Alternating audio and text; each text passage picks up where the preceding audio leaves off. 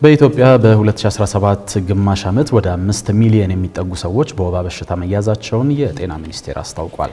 ባለፈው ዓመት ለ16 ሚሊዮን ሕዝብ የወባ ምርመራ ተደርጎ እንደነበር የገለጸው ሚኒስቴሩ በተያያዘው ዓመት ግን በግማሽ ዓመቱ ብቻ ለ14 ሚሊዮን ሰዎች የወባ በሽታ ምርመራ እንደተደረገላቸው ነው የነገረን።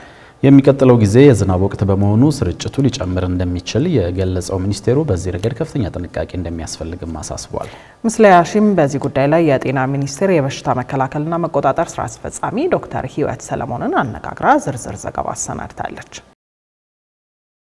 ኢትዮጵያ የወባ በሽታ ስርጭት ካሉባቸው ሀገሮች መካከል የምትጠቀስ ሲሆን የበሽታው ወረርሽኝ በአብዛኛው የሀገሪቱ ክፍሎች ባለው የዝናብ ወቅት ተከትሎ የሚከሰት መሆኑ የሚኒስትሩ መረጃ ያሳያል። በዝናብ ወቅት ውሃ ያቆሩ አካባቢዎች የዝናብ ወቅት ካበቃ በኋላም ውሃ ስለሚይዙ የወባ ትንኝ እንዲራባና በሽታውን እንዲስፋፋ ያደርጉታል። በዚህ አይነትም በሀገራችን በተያዘው ዓመት በተለያዩ የሀገሪቱ ክፍሎች በርካታ ሰዎች በበሽታው መያዛቸውን ነው ጉዳዩን በሚመለከት ያነጋገርናቸው በጤና ሚኒስቴር የበሽታ መከላከልና መቆጣጠር ስራ አስፈጻሚ ዶክተር ህይወት ሰለሞን የነገሩን። በተለይም ከመስከረም እስከ ታህሳስ ወር ባለው ወቅት ስርጭቱ ከፍተኛ እንደነበር ነው የገለጹት የስራ ኃላፊዋ። በባለፈው ሙሉ ዓመት እንግዲህ ባለፈው ዓመትም የወባ ታማሚዎች ቁጥር ከፍተኛ ነው። በአጠቃላይ እንግዲህ በሙሉ ዓመቱ የተደረገው ወደ 16 ሚሊዮን የሚሆን ተጠርጣሪዎችን የመመርመር ነገር ነበር። ዘንድሮ ዓመት በግማሽ ዓመት ብቻ 14 ሚሊዮን የሚያክል ታማሚዎች ተጠርጣሪዎች ምርመራ እንዲያደርጉ ተደርጎ በውስጣቸው የወባ አስተላላፊ ተዋሲያን የተገኘው ወደ 5 ሚሊዮን የሚሆኑት ነው።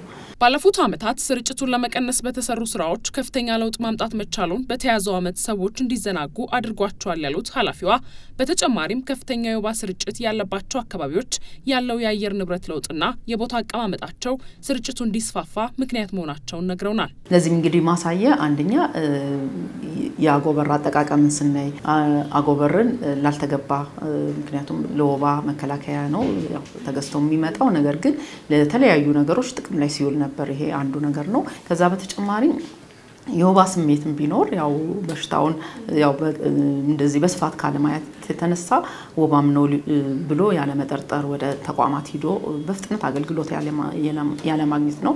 ከዚህ በተጨማሪ ግን ትልቅ የሆነ ለውጥ አለ ብለን ምናነሳው አንዱ የአየር ንብረት ሁኔታ ወይም ክላይሜት ጋር ያለው ለውጥ በጣም ጉልህ ነው። እንግዲህ ክላይሜት በአንድ በኩል የድርቅ መከሰት በሌላ በኩል ደግሞ እርጥበትማ ያለው ረዘም ያለ ሬኒ ሲዝን እንዲሁም ደግሞ የተቆራረጡ ወንዞች የመሳሰሉት ለተለያየ አግባብ ደግሞ ውሃ ያቆሩ ቦታዎች መኖራቸው ያ ብቻ ሳይሆን ደግሞ የተለያዩ የልማት ስራዎች ይሰራሉ ከመንገድ ስራ ጋር የማዕድን ስራ የመሳሰሉ እነዚህ አካባቢዎች ላይ ስራዎች ተሰርተው ነገር ግን አካባቢው ላይ እንደነበረ አርጎ ያለ መመለስ ነገር እነዚህ ደግሞ ውሃ ያቆራሉ። እንግዲህ ተጨማሪ የወባ መራቢያ ሳይቶች ወይም ደግሞ ስፍራዎች ሆኖ እየተፈጠሩ መሄዳቸውና እነዚህም እንደ አንድ አስተዋጽኦ ሊያደርጉ የሚችሉ ናቸው። ከዚህ በተጨማሪ ደግሞ በተለያየ ምክንያት በአገራችን ውስጥ ተፈናቅለው ያሉ የተለያየ አካባቢ ያሉ ሰዎች አሉ። ያው እንደ ልብ የጤና አገልግሎትን የማያገኙበት ሁኔታም አልፎ አልፎ መከሰቱ ግልጽ ነውና ሚኒስቴሩ የበሽታው መስፋፋት ተከትሎ ግንዛቤ ከመስጠት ጀምሮ ለወባ ትንኝ ተጋላጭ ናቸው ተብለው በተለዩ አካባቢዎች የመኝታ አጎበር ማሰራጨቱን ገልጸው የጸረ ወባ ትንኝ መድኃኒት ርጭት በተመሳሳይ መከናወኑንም አመላክተዋል። ለመከላከል የሚያገለግሉ የቤት ውስጥ ርጭቶች በተለይ ደግሞ ጫናቸው ከፍተኛ በሆነባቸው አካባቢዎች በአጠቃላይ ወደ 167 ወረዳዎች ላይ ወደ 2 ሚሊዮን የሚሆኑ ቤቶች ላይ ርጭት ተካሂዷል። እንግዲህ ወደ 8 ሚሊዮን የሚሆን ህብረተሰብ ይሄንን የሚጠበቅበት ነው። የመኝታ አጎበርም ወደ ህብረተሰቡ ተሰራጭቷል። ቅርብ ጊዜም ደግሞ 2.2 ሚሊዮን በባለፉት ወራታት ብቻ የተሰራጫለ። አሁንም እንግዲህ ወደ ሀገር እየገቡ ያሉና የግዢ ሂደታቸው ላይ ያሉ የመኝታ አጎበሮች አሉ። ከዛ በተጨማሪ በተለይ በከተሞች አካባቢ ላይ በማፋሰስ ወይም ደግሞ አዳፍነን ልናጠፋቸው የማንችለው ውሃ የሚያከማቹ ቦታዎችን ለመቆጣጠር የጸረ እጭ መከላከያም ይደረጋል። የዓለም ጤና ድርጅት የወባ ስርጭት ያለባቸው ሀገራት ናቸው ብሎ በለያቸው 83 የሚጠጉ ሀገራት ላይም ስርጭቱ እየጨመረ ነው ያሉት ኃላፊዋ በኢትዮጵያ ቀጣይ በሚኖረው ዝናባማ ወቅት ስርጭቱ ሊጨምር እንደሚችል ነው የገለጹት።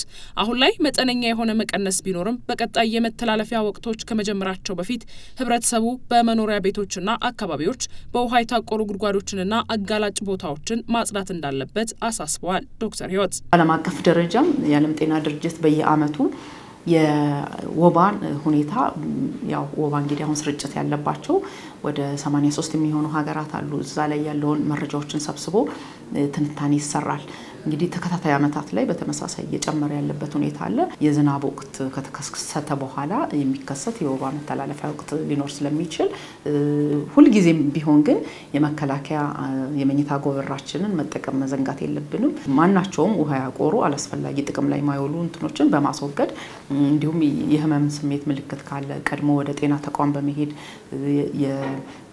የተሰጠውን መድኃኒት ደግሞ በአግባቡ ከመውሰድ አንፃር ትኩረት ሊሰጥ ይገባል። ምክንያቱም ለወባ እንግዲህ በተለይ ደግሞ ፕላዝሞዲየም ፋልሲፈረም የሚባለው በአጭር ቀን ህክምና የሚሰጠው ነው። ነገር ግን በመጀመሪያው ቀን ወይ ሁለተኛው ቀን ያው የጤንነት ሁኔታ ተመልሶ ስለሚገኝ በአብዛኛው ተሽሎኛል ድኛለሁ በሚል የማቋረጥ ነገር አለ። ስለዚህ ይሄ አግባብነት የሌለው ነገር ስለሆነ እዚህም ላይ ትኩረት ሊደረግ ይገባል። የስራ ኃላፊዋ ከዚህ በፊት ከነበረው በተሻለ ሁኔታ የመድኃኒት አቅርቦት መኖሩን ገልጸው በሚኒስቴሩ በኩል ከፍተኛ የወባ ስርጭት ያለባቸው ቦታዎች መድኃኒት የማቅረብ ስራዎች በስፋት እየተሰሩ መሆኑን ነው የነገሩን።